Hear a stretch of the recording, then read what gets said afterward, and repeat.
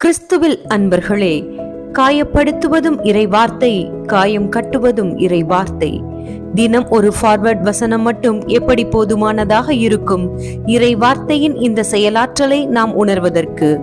காயப்படுத்தி பின் காயம் ஆற்றும் இறை வார்த்தையின் செயலாற்றலை உணர வேண்டிய காலத்தை அணுகியுள்ள நாம் தினம் ஒரு அதிகாரமாவது வாசிப்போம் அல்லது வாசிக்க கேட்போம்.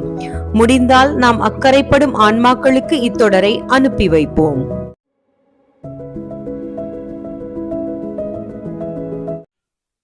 லூக்கா நற்செய்தி அதிகாரம் 6. ஓய்வு நாளில் கதிர் கொய்தல்.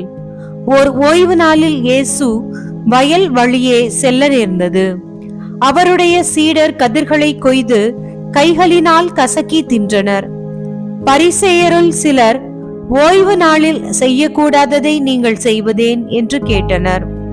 அதற்கு இயேசு மறுமொழியாக, தாமும் தம்முடன் இருந்தவர்களும் பசியாய் இருந்தபோது தாவீது செய்ததை குறித்து நீங்கள் வாசித்தது இல்லையா? அவர் இறை இல்லத்திற்குள் சென்று குருக்கள் மட்டுமே அன்றி வேறு எவரும் உண்ணக்கூடாத அர்ப்பண அப்பங்களை எடுத்து தாம் உண்டதுமின்றி தம்மோடு இருந்தவர்களுக்கும் கொடுத்தார் அல்லவா என்று கூறினார்.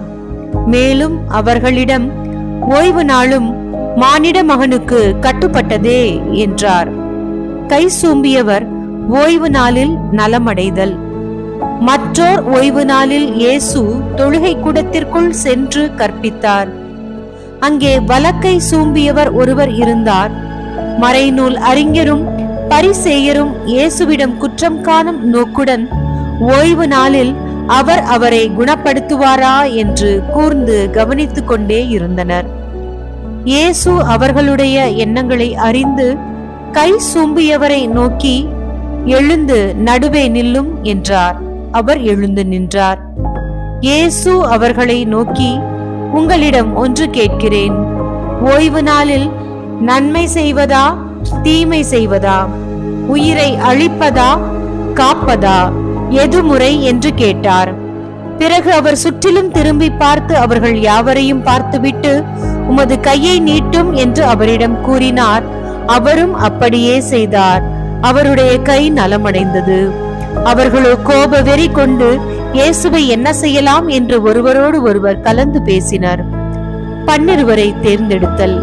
அந்நாள்களில் அவர் வேண்டுவதற்காக ஒரு மலைக்கு போனார். அங்கு கடவுளிடம் வேண்டுதல் செய்வதில் இரவெல்லாம் செலவிட்டார்.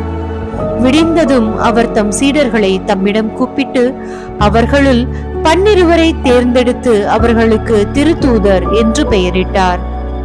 அவர்கள் முறையே பேதுரு என்று அவர் பெயரிட்ட சீமோன், அவருடைய சகோதரர் அந்திரேயா, யாக்கோப்பு, யோவான், பிலிப்பு, பர்த்தலமேயு, மத்தேயு, தோமா, அல்பேயுவின் மகன் யாக்கோப்பு, தீவிரவாதி எனப்பட்ட சீமோன், யாக்கோப்பின் மகன் யூதா, துரோகியாக மாறிய யூதாசு இஸ்காரியோத்து என்பவர்களே.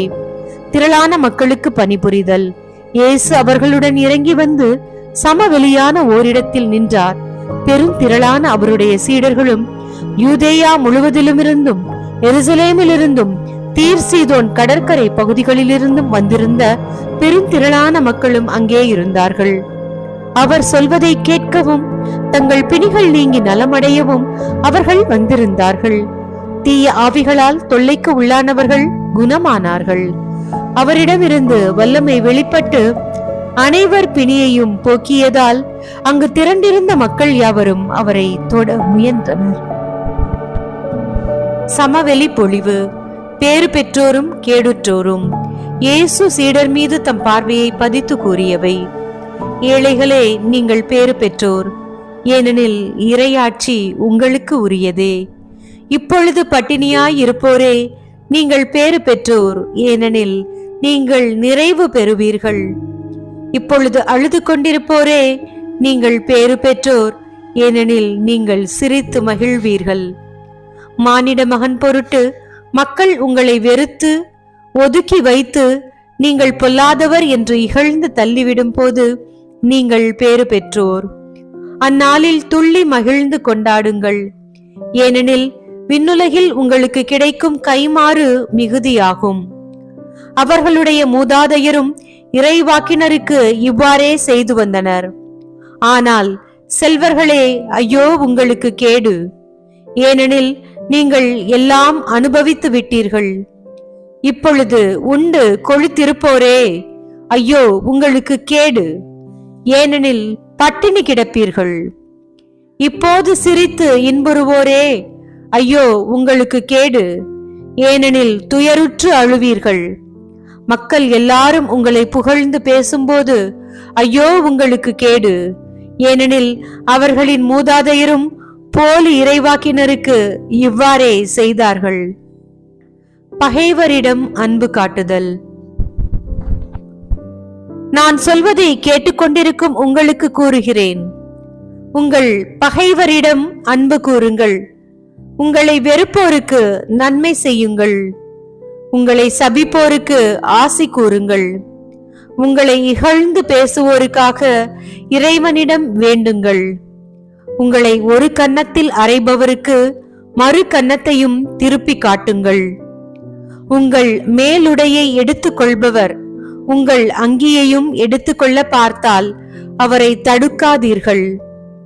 உங்களிடம் கேட்கும் எவருக்கும் கொடுங்கள். உங்களுடைய பொருள்களை எடுத்துக் கொள்வோரிடமிருந்து அவற்றை திருப்பி கேட்காதீர்கள்.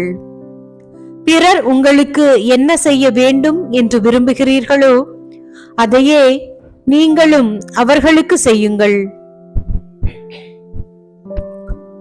உங்களிடம் அன்பு செலுத்துவோரிடமே நீங்கள் அன்பு செலுத்தினால் உங்களுக்கு வரும் நன்மை என்ன?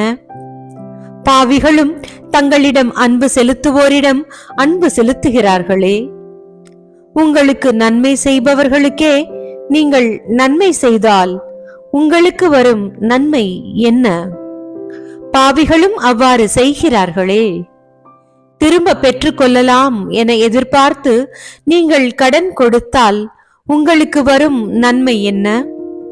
ஏனெனில் முழுவதையும் திரும்ப பெற்றுக்கொள்ளலாம் எனும் நோக்குடன் பாவிகளும் பாவிகளுக்கு கடன் கொடுக்கிறாரே. நீங்கள் உங்கள் பகைவரிடமும் அன்பு செலுத்துங்கள். அவர்களுக்கு நன்மை செய்யுங்கள். திரும்ப கிடைக்கும் என எதிர்பார்க்காமல் கடன் கொடுங்கள். அப்போது உங்கள் கைமாறு மிகுதியாய் இருக்கும். நீங்கள் உன்னத கடவுளின் மக்களாய் இருப்பீர்கள். ஏனெனில் அவர் நன்றி கெட்டோருக்கும் பொல்லாதோருக்கும் நன்மை செய்கிறார். உங்கள் தந்தை இரக்கமுள்ளவராய் இருப்பது போல நீங்களும் இரக்கமுள்ளவராய் இருங்கள். தீர்ப்பிடுதல். பிறர் குற்றவாளிகள் என தீர்ப்பளிக்காதீர்கள். அப்போதுதான் நீங்களும் தீர்ப்புக்குள்ளாக மாட்டீர்கள். மற்றவர்களை கண்டனம் செய்யாதீர்கள். அப்போதுதான் நீங்களும் கண்டனத்திற்கு ஆளாக மாட்டீர்கள். மன்னியுங்கள், மன்னிப்பு பெறுவீர்கள். கொடுங்கள், உங்களுக்கு கொடுக்கப்படும். அமுக்கி குலுக்கி சரிந்து விழும்படி நன்றாய் அளந்து உங்கள் மடியில் போடுவார்கள். நீங்கள் எந்த அளவையால் அளக்கிறீர்களோ அதே அளவையால் உங்களுக்கும் அளக்கப்படும். மேலும் இயேசு அவர்களுக்கு உவமையாக கூறியது, பார்வையற்ற ஒருவர் பார்வையற்ற வேறொருவருக்கு வழிகாட்ட இயலுமா? இருவரும் குழியில் விழுவார்கள் அல்லவா? சீடர் குருவை விட மேலானவர் அல்ல. ஆனால் தேர்ச்சி பெற்ற எவரும் தம் குருவை போல் இருப்பர். நீங்கள் உங்கள் கண்ணில் இருக்கும் மரக்கட்டையை பார்க்காமல் உங்கள் சகோதரர் அல்லது சகோதரியின் கண்ணில் இருக்கும் துரும்பை கூர்ந்து கவனிப்பது ஏன்?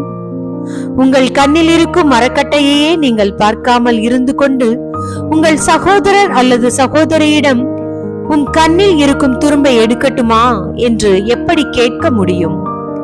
வெளி வேடக்காரரே, முதலில் உங்கள் கண்ணில் இருக்கும் மரக்கட்டையை எடுத்து எரியுங்கள்.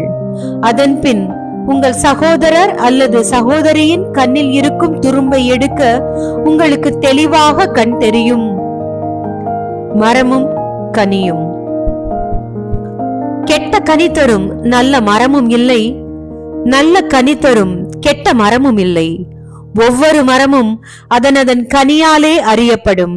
ஏனென்றால் முட்செடிகளில் அத்திப்பழங்களை பறிப்பவர் எவரும் இல்லை, முட்புதர்களில் திராட்சை குலைகளை அறுத்து சேர்ப்பாரும் இல்லை. நல்லவர் தம் உள்ளமாகிய நல்ல கருவூலத்திலிருந்து நல்லவற்றை எடுத்து கொடுப்பார். தீயவரோ தீயது நின்று தீயவற்றை எடுத்து கொடுப்பர். உள்ளத்தின் நிறைவையே வாய் பேசும். இருவகை அடித்தளங்கள். நான் சொல்பவற்றை செய்யாது என்னை ஆண்டவரே ஆண்டவரே என ஏன் கூப்பிடுகிறீர்கள்? என்னிடம் வந்து என் வார்த்தைகளை கேட்டு அவற்றின்படி செயல்படும் எவரும் யாருக்கு ஒப்பாவர் என உங்களுக்கு எடுத்து காட்டுகிறேன். அவர்கள் ஆழமாய் தோண்டி பாறையின் மீது அடித்தளம் அமைத்து வீடு கட்டிய ஒருவருக்கு ஒப்பானவர். வெள்ளம் ஆராய் பெருகெடுத்து அந்த வீட்டின் மேல் மோதியும் அதை அசைக்க முடியவில்லை. ஏனென்றால் அது நன்றாக கட்டப்பட்டு இருந்தது. நான் சொல்வதை கேட்டும் அதன்படி செயல்படாதவரோ அடித்தளம் இல்லாமல் மண் மீது வீடு கட்டியவருக்கு ஒப்பானவர். ஆறு பெருக்கெடுத்து அதன் மேல் மோதிய உடனே அது விழுந்தது. அவ்வீட்டுக்கு பேரழிவு ஏற்பட்டது. கிறிஸ்து வழங்கும் நற்செய்தி. கிறிஸ்துவே உமக்கு புகழ்.